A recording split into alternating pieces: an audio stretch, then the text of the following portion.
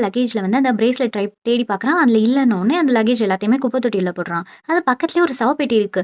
"தம்பி உன் ஃபோன குடேன் கொஞ்சம்" அப்படின்னு சொல்லிட்டு அவங்க பையன்ட்ட அவன் ஃபோன வாங்கிக்கிறான். "இரு நான் வந்துர்றேன். அம்மா ஒரு ட்ரிப்புக்கு வந்து நாங்க பிளான் பண்ணிட்டு இருக்கோம். அம்மா அங்க வெயிட் பண்ணிட்டு இருக்காங்க.